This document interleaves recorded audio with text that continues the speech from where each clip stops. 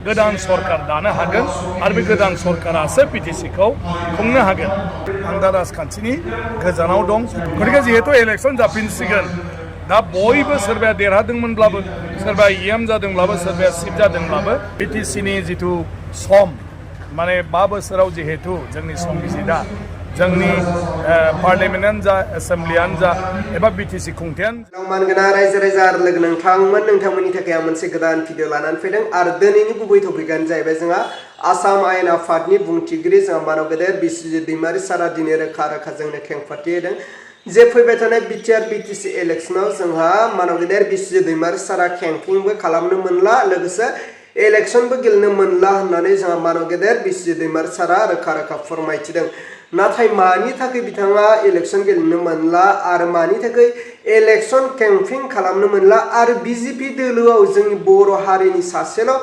MLA बा speaker महरै बिस्वजित दैमारी सारानो दङ होननानै गावखौनो रोखा खेंफोरथि होदों। दा बाथ्राया बेसो थारैनो जोंहा बिस्वजित दैमारी सारा बिटिआर बिटिसि इलेक्शनाव मानो इलेक्शन गेलेनो मोनला आरो लोगोसे इलेक्शन केम्पिं मानो खालामनो मोनला नैबे बाथ्राया स' नोंथांमोना थारैनो बे भिडिअखौ फुल जोबजासे नायलांबा जोंहा मानव गेदेर बिस्वजित दैमारी सारनि बिबुंथिखौ खोनासंजोबब्लानो जाबाय। स' नोंथांमोना थारैनो बुजिगोन मानव गेदेर बिस्वजित दैमारी सारा मानि थाखाय इलेक्शन गेलेनो मोनला आरो मानि थाखाय इलेक्शन केम्पिंआव थांनो मोना बिनि बिषय जोंहा मानव गेदेर बिस्वजित दैमारी सारा गुवारै बेखेवनानै होदों। अब्ला मानव गेदेर रायजो राजा आरो लोगो नोंथांमोना नायलांबानो जाबाय जोंहा मानव गेदेर बिस्वजित दैमारी सारा मा खेंफोरथि होदों स' आं स्क्रिनाव होबाय। दैदेनगिरि नङा अदेबानि जिहेतु बिजेपिनि गेजेराव बर' एमएलए सासेल' आंल' आरो आगोलाव एमपि मोनबो आरो आङो राजखान्थियाव जोबोर गोजाम बेखायनो मानसिफ्रा सानो आरो बुङो मा जे आङो बिजेपिनि बर'फोरनि दैदेनगिरि होननानै नाथाय आं जि समनिफ्राय बिजेपियाव हाबदों बिनि उनावनो आंखौ माने एमएलए जाखांनायनि उनाव बुंथिगिरिनि बिबान स्पिकारनि बिबान होनानै दोनदों आरो स्पिकार जानाय लोगो खुनु राजखान्थि हान्जानि खामानियाव थाफानो मोना लोगो लाफानो मोना नुजाथिनोबो मोना। आं दा राजखान्थिनि गोजानाव दं जुदिअ आङो राजखान्थि सुबुं आङो स्पिकार जानायखाय बेखौ अपेनलि आं जेबो राजखान्थियाव बाहागो लानो मोना। अदेबानि बिटिसिनि जिथु सम माने 5 बोसोराव जिहेतु जोंनि संबिजिदा जोंनि पार्लियामेन्टआनो जा एसेम्ब्लियानो जा एबा बिटिसि खुंथायानो जा बा पन्सायतआनो जा बेखौ 5 बोसोरनि उनाव जिहेतु माने सिफायनानै गोदानै माने दाफिनो आरो बिनि थाखाय इलेक्शन फाथियो। दा बे सम जानाय हिसाबै बिटिसिआव इलेक्शना जासिगोन सेप्तेम्बराव जागोन होननानै चिफ मिनिस्टार बिथाङा फोसावदों। गतिके जिहेतु इलेक्शन जाफिनसिगोन दा बयबो सोरबाया देरहादोंमोनब्लाबो सोरबाया इएम जादोंब्लाबो सोरबाया सिट जादोंब्लाबो इलेक्शना गेलेफिनखानांगोन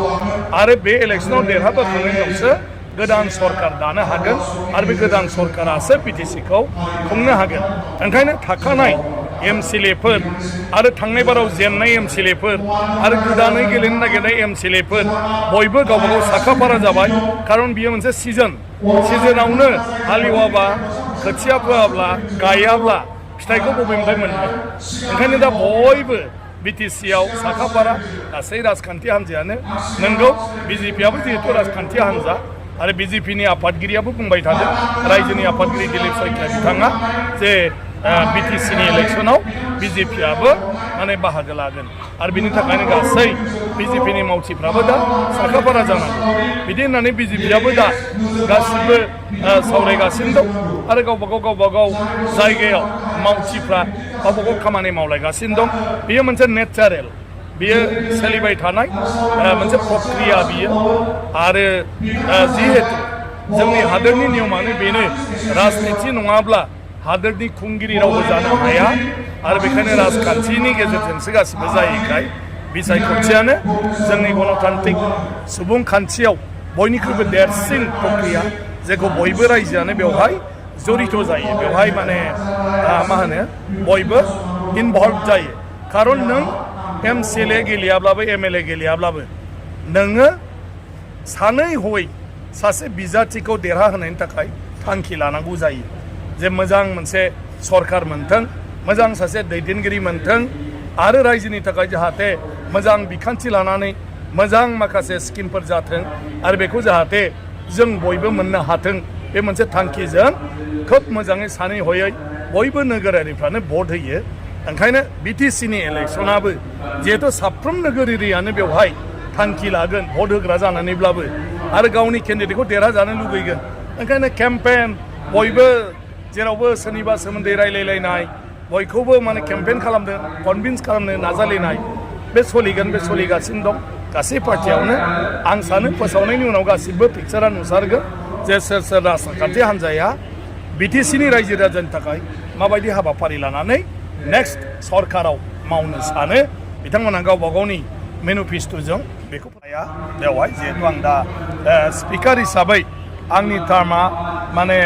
मेसिम माबानि 2022 मायथाइनि आरो आं दहायनो बुंबाय जे आं स्पिकारा इलेक्सनाव बाहागो लानायाथ' बिराद गोजाननि बाथ्रा अदेबानि आङो इलेक्सन केम्पेइनावबो ओंखारदोंमोन দলং আহিছে কালভাৰ হৈছে বিভিন্ন ধৰণৰ আঁচনি ইয়াত হৈছে এইবিলাক অহা 5 বছৰতো হ'ব কিন্তু যদি আমি সেইবোৰ সব কথা পাহৰি যাই এই নিৰ্বাচনত বিভিন্ন ৰাজনৈতিক দল আৰু ৰাজনৈতিক নেতাৰ কথা লৈ ফেলে আমাৰ মাজত যদি সিদ্ধি বিধলি হৈ যায় কেনেবাকৈ যদি কোনোবা অনুপযুক্ত প্ৰাৰ্থীয়ে যদি জয়যুক্ত হৈ যায় তেতিয়াহ'লে শুক্লাই চেৰপাঙৰ মানুহ পুনৰ 15 বছৰৰ আগৰ সেই দিনটোলৈ আকৌ ঘূৰি যাব চকুৰ পানী আহিব বলাজাৰৰ পৰা মানুহবিলাকে সাইকেল ঠেলা আনিব নোৱাৰা ৰাস্তাৰ অৱস্থা হ'ব যেটো যোৱা 15 বছৰত এই বিয়া হয় আকৌ ভাল কৰে বেয়া হয় ভাল কৰে তেনেকুৱাকৈ ভূটান পাহাৰৰ পৰা বগামাটিৰ পৰা আপোনাৰ গৌহাটীলৈকে আৰামত গাড়ীত যাব পাৰিছে গতিকে সেইটো কিহৰ কাৰণে যাব পাৰিছে আমাৰ শুক্লাই চেৰপাং অঞ্চলৰ ৰাইজে সকলোৱে একত্ৰিত হৈ পালে যোৱা 15 বছৰ ইয়াৰ ৰাজনৈতিকভাৱে কাম কৰিছে আৰু সবে একত্ৰিত হৈ পালে গণেশ কছাৰী ডাঙৰীয়াক জয়যুক্ত কৰাই এমসিএলএ আৰু ইএম বনাই এইবিলাক কৰি अब्ला मानव गेदेर रायजो राजा आरो लोगो नोंथांमोना थारैनो खोनाखाबाय जोंहा मानव गेदेर बिस्वजित दैमारी सारनि बिबुंथिखौ मानव गेदेर बिस्वजित दैमारी सारा फैबाय थानाय बिटिआर BTC इलेक्सनखौ मानो गेलेनो मोनला आरो मानि थाखाय केम्पेइन खालामनो मोनला आरो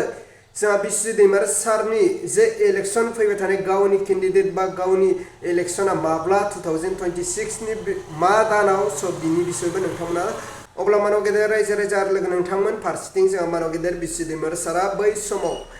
BPFनि केम्पेइन खालामनायाव बिथाङा रोखा खेंफारथिदों UPPनिख्रुइ जोंहा BPFआनो बांसिन खामानि मावदों होननानै रोखा खेंफारथिदों BPFनि मावनाय खामानिखौ जों बावगारनो हाया आरो बावगारनो मोना होननानै दिनै मानव गेदेर बिस्वजित दैमारी सारानो बुंखादों अब्ला नोंथांमोन दिनैनि भिडिअखौ आं बेखिनियावनो फोजोबबाय भिडिअखौ मोजां मोनदोंब्ला लाइक खालाम आरो चेनेलखौ मोजां मोनदोंब्ला साबस्क्राइब खालामनानै होबानो जाबाय